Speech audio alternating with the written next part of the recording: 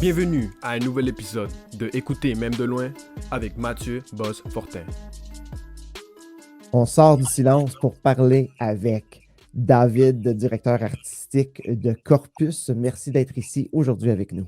Merci à toi, Mathieu. Parle-nous de Corpus. Je suis convaincu que plusieurs gens d'entre nous qui écoutent ont déjà vu ce que vous faites. Qui êtes-vous? Alors, on est qui on est? On est une compagnie de danse-théâtre parce qu'il faut nous mettre dans une catégorie, donc c'est la catégorie qui nous convient le mieux. Mais j'aime à penser que on est dans notre propre catégorie parce qu'on touche un peu à beaucoup de formes en fait, beaucoup de disciplines différentes. La compagnie va fêter son 25e anniversaire l'année prochaine. Et voilà, elle a été fondée par une danseuse chorégraphe du nom de Sylvie Bouchard et moi-même. Et moi, j'ai une formation en théâtre. J'ai été formé comme comédien au départ. Et puis, j'ai découvert la danse quand j'avais 24 ans, 25 ans. C'était une forme que je ne connaissais pas du tout ou très peu. Et voilà, j'étais sous l'enchantement de cette forme-là parce que elle a son propre langage qui est le langage du corps qui m'interpelle beaucoup. Et donc voilà, donc ça a été une collaboration entre une danseuse et un comédien en gros.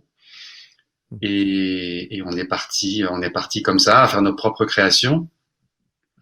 Et voilà, 25 ans plus tard, on est toujours là. Pour plusieurs des produits que vous offrez, quelle a été la plus marquante, celle qui a eu le plus de bons feedback, disons, du public? J'ai envie de dire les moutons parce que c'est une création qui, encore une fois, on a du mal à trouver la catégorie dans laquelle elle appartient.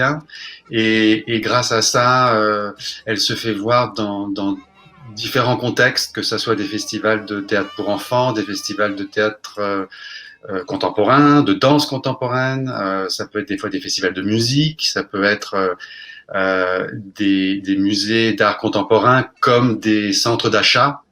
Donc ça va dans tous les sens parce que c'est un spectacle qui vient interpeller l'imaginaire, je pense, et qui a un côté absurde qui parle à tout le monde, qu'on ait 3 ans ou 90 ans, je pense qu'on peut y trouver quelque chose dedans. Et puis c'est sans parole, donc ça nous a permis aussi de le montrer partout dans le monde.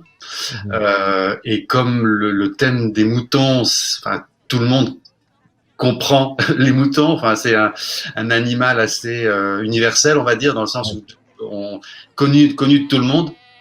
Et ce qu'on fait avec le mouton, c'est effectivement un peu insolite et complètement absurde. Et du coup, je crois que ça plaît au monde, mais pas toujours. Hein. Des fois, on a des gens qui ne sont pas du tout, qui n'accrochent pas du tout au spectacle, qui trouvent ça ridicule et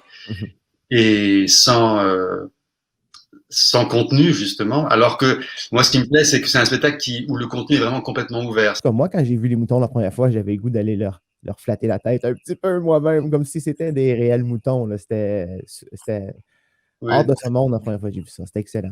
Ouais, merci. Ouais. C'est ça l'idée, c'est de brouiller la réalité. Pour que les comédiens sont tellement dans leur rôle de mouton et il n'y a pas de clin d'œil, il n'y a pas de panneau qui vient expliquer aussi au public de quoi il s'agit, et donc on laisse le spectateur interagir avec ces moutons comme il veut, comme elle veut. Une dame est venue me voir parce que moi je joue le berger donc dans ce spectacle normalement. Et souvent les gens viennent me jaser parce que ils pensent que, ils oublient que je sais pas que je suis un comédien aussi quoi. Donc ils viennent parler au berger. Et une personne est venue me voir un jour, c'était en Australie je crois, est venue me voir en me disant mais elle m'a dit en anglais is it real? or is it a presentation? Et, et j'ai trouvé ça génial comme question. Ça m'a pris un petit peu de temps à répondre et finalement, je crois que je lui ai répondu oui, non, non, c'est bien réel.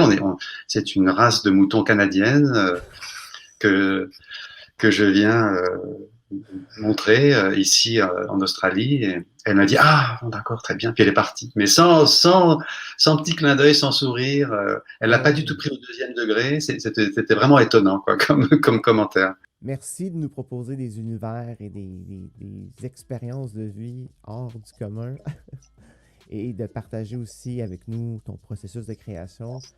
Bon succès et merci. Merci Mathieu.